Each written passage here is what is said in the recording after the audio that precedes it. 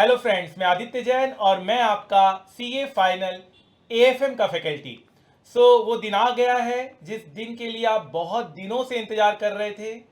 आपकी सारी मेहनत रंग लाई या नहीं लाई वो कल के दिन पता चल जाएगा। लाई तो बहुत अच्छा है, नहीं लाई तो कोई घबराने की बात नहीं है। हम फिर से मेहनत करेंगे और हम अपने नाम के आगे सीए लगा के रहेंगे। ये जुनून आप में होना चाहिए। कल का दिन एक बहुत बड़ा दिन है। I wish you all the best. AFM, बहुत सारे स्टूडेंट्स परेशान थे जो पेपर आया था। डेफिनेटली बहुत सारे स्टूडेंट्स ने पेपर को टफेस्ट पेपर का दर्जा दिया अभी तक के सीए की हिस्ट्री में। लेकिन उसके ऊपर भी मैंने बहुत सारे वीडियोस बनाए हैं और मैंने ये बताने की कोशिश की, अगर आप कॉम्प्रिहेंसिव कवरेज करेंगे, अगर आप पूरी सिलेबस की चीज़ों को पढ़ेंगे तो कोई भी चीज़ आउट ऑफ सिलेबस नहीं होता है। आपको बस मेहनत और ज़्यादा करनी है, कवरेज और ज़्यादा बढ़ाना है, शॉर्टकट अप्रोच को बाय बाय कहना है। कल का दिन बहुत बड़ा दिन है। कल के दिन में क्या क्या पॉसिबिलिटीज हो सकती है, जरा उसको हम एक बार चेक करते हैं। सबसे पहली पॉसिबिलिटीज है, आप बोथ ग्रुप क्लियर कर गए हैं। बहुत बहुत बधाई हो। मैं चाहता हूं जिन्होंने भी बिल्कुल दिल से मेहनत किया है, रात दिन एक किया है, जिन्होंने अपना सब कुछ दांव में लगा दिया, और उनका जो रिजल्ट है वो बिल्कुल पास होना चाहिए, वो कल सीए बन जाने चाहिए। आप लोगों की मेहनत को सलाम है, आप लोगों को सलाम है। जिन्होंने एक ग्रुप ही क्लियर किया, एनी वन, कोई बात नहीं, एनी वन अगर आप ग्रुप क्लियर करते हैं तो बहुत अच्छा, आप हाफ सीए बन चुके हैं। और आधे के लिए और मेहनत करनी है, नई स्ट्रेटजी के साथ करनी है, ठीक है ना। फाइन। अगर आपका एएफएम में मान लेते हैं अगर अच्छा परफॉर्मेंस नहीं होता है तो घबराने की कोई बात नहीं है।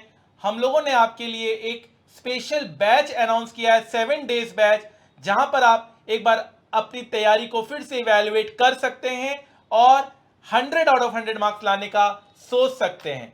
नंबर थर्ड पॉसिबिलिटीज है, कोई भी ग्रुप, बोथ ग्रुप में आप, एनी ग्रुप में आपका क्लियर नहीं हुआ, नॉट क्लियर्ड, अनसक्सेसफुल। यहां पर मैंने क्या बोला था? सक्सेसफुल। मतलब आप जहां थे वहीं पे आके खड़े हो गए हैं। आपका दोनों ग्रुप क्लियर नहीं हुआ है, जो भी एग्जाम दिया था आपने वो क्लियर नहीं हुआ है। अगेन घबराने की बात नहीं है। अब जब मेहनत होगी तो एक्सपीरियंस के साथ मेहनत होगी। अब आपके पीछे आपका पास्ट एक्सपीरियंस होगा, अब अनुभव होगा, और उस अनुभव के नतीजा ये निकलेगा कि आप और अच्छी मेहनत करेंगे। अपनी गलतियों को नजरअंदाज नहीं करना है, अपनी गलतियों से सीखेंगे और इस बार जो आगे का अटेम्प्ट है उसमें आप क्लियर कर रहे हैं, ये मेरा मानना है। और एक पॉसिबिलिटीज हो सकती है, एनी वन पेपर या 2 पेपर, एनी पेपर एग्जामिशन, ठीक है। तो डेफिनेटली अगर जो पेपर आपका एग्जामिशन हो गया, बहुत अच्छी बात है, आपकी मेहनत थोड़ी कम हुई है। अगेन घबराने की बात नहीं है। जो पेपर में एग्जामिशन नहीं आया है या जो पेपर फिर से देना है, आपको उसमें पूरी मेहनत करनी पड़ेगी। मेरे ख्याल से अभी मेरे माइंड में ये 4 पॉसिबिलिटीज नजर आ रहे हैं। दोनों ग्रुप क्लियर हो गया, कोई एक ग्रुप क्लियर हो गया, दोनों ही ग्रुप में आपका रह जाता है, या जो आपने एग्जाम दिया है वो क्लियर नहीं होता है, या आपने कोई पेपर एग्जामिशन आता और बाकी आपको फिर से देना है। सभी के लिए आपने मेहनत जरूर की है, मेहनत में आपने कमी नहीं छोड़ी है, बस स्ट्रेटेजी और अच्छा करना है और नए तरीके से आपको आगे बढ़ना है। फाइन। याद रखिएगा, फेल होने से डिप्रेशन में नहीं आना है, कमी को पहचानना है और आगे बढ़ना है। बहुत सारे लोग बहुत कुछ बोलेंगे, दूसरों की बुराई करने से कोई फायदा नहीं है, इंस्टीट्यूट को गाली देने से कोई फायदा नहीं होगा। अगर होगा तो मिलके देते हैं ना, मिलके देते हैं, कोई फायदा नहीं होगा। अपनी गलती को समझना है और आगे बढ़ना है। ऐसा तो नहीं कि 100% फेल हो रहे बच्चे, ऐसा तो नहीं कि पूरे बच्चे फेल हो रहे हैं, 0% रिजल्ट आ रहा है, पास तो हो रहे हैं बच्चे, ठीक है ना। तो ऑब्वियस सी बात है, उन्होंने कुछ अलग पढ़ा होगा, उन्होंने कुछ अच्छी स्ट्रेटजी बनाई होगी, उनको फॉलो करें, टीचर से बात करें, ठीक है। एएफएम में दिक्कत आ रही है, आप मेरे से बात करें, मैं 25 ईयर्स का मेरे पास एक्सपीरियंस है एएफएम के ऊपर। और ऐसा तो नहीं कि रैंक 1 भी नहीं आएंगे, रैंक 1 भी आने वाला है, रैंक 2 भी आने वाला है, ठीक है। सब कुछ, सब दुनिया चलती रहेगी, आपके वजह से दुनिया रुकने वाली नहीं। आप रोते रहिए, आप कंप्लेन करते रहिए तो आप आगे नहीं बढ़ पाएंगे, बस ये बात है।